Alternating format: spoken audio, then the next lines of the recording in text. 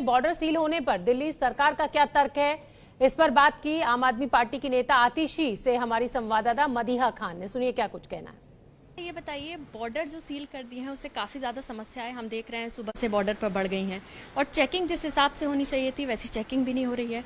काफी ज्यादा रियायत जो है वो बढ़ती जा रही है, सभी को अनुमति दी जा रही है। कैसा घोषणा हुई है ये, कैसा सख्ती तो बिल्कुल नहीं दिखी।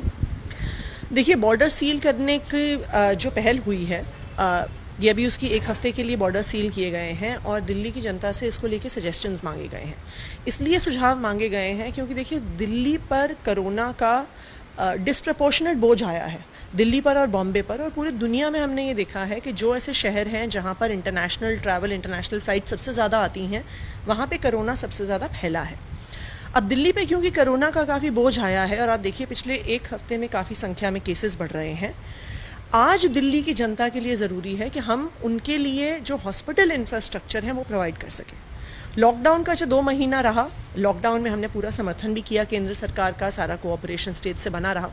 लॉकडाउन के 2 महीने को यूटिलाइज करते हुए हमने अपने हॉस्पिटल बेड्स का इंफ्रास्ट्रक्चर, क्वारंटीन सेंटर्स का इंफ्रास्ट्रक्चर बनाया है।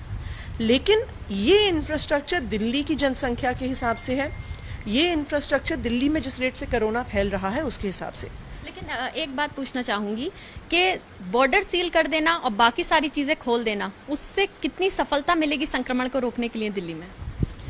तो हमारे इसमें 2 मुद्दे हैं। देखिए, जो लॉकडाउन हुआ, जैसे प्रधानमंत्री जी ने भी अपने भाषण में ये कहा, बहुत क्लियरली उन्होंने भी कहा और हम भी इस बात से सहमत हैं कि लॉकडाउन इसलिए था कि हमें समय मिल जाए, एक स्लो डाउन का समय मिल जाए, जिसमें सब अलग अलग राज्य अपने मेडिकल इंफ्रास्ट्रक्चर को दुरुस्त कर सकें, कोरोना जैसी हाईली इन्फेक्शियस बीमारी को डील करने के लिए तैयार हो सकें। और यही हमने 2 महीने के लॉकडाउन में किया।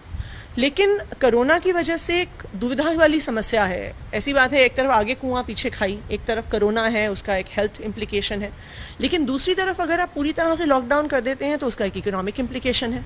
आज अगर टैक्स का पैसा नहीं है, लोगों के ऑफिस बंद हैं, दुकानें बंद हैं, तो हो सकता है कि लोग कोरोना से उनकी मृत्यु ना हो लेकिन भुखमरी से मृत्यु हो जाए।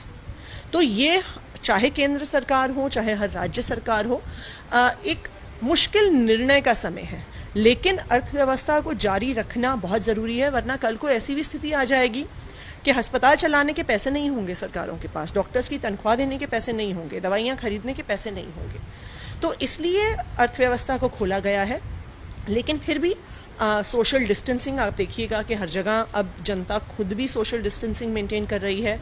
मास्क का यूजेज, सैनिटाइजर्स वगैरह का यूजेज उसको सजेस्ट किया गया है। मेडिकल इंफ्रास्ट्रक्चर की आपने बात कही, तो ऐसे में मुख्यमंत्री ने तर्क दिया कि हम और राज्यों से लोग आएंगे, इससे जो बेड्स और कोरोना के लिए जो बेड्स तैयार किए गए हैं वो भर जाएंगे, दिल्ली वालों के लिए रखे हैं वो सब। तो आपको नहीं लगता कि जो दिल्ली की मेडिकल फैसिलिटीज हैं वो सिर्फ दिल्ली वालों के लिए सीमित है?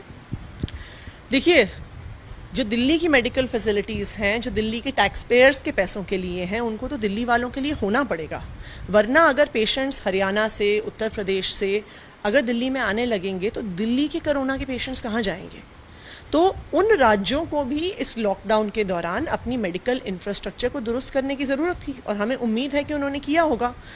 चाहे नोएडा में, क्योंकि केसेस काफ़ी हैं, गाज़ियाबाद में हैं, गुड़गांव में हैं, ये कोई बहुत बैकवर्ड एरियाज़ तो नहीं है। यहाँ पर भी राज्य सरकारों की जिम्मेदारी थी कि ये अपने उन एरियाज़ में मेडिकल इंफ्रास्ट्रक्चर को डेवलप करें।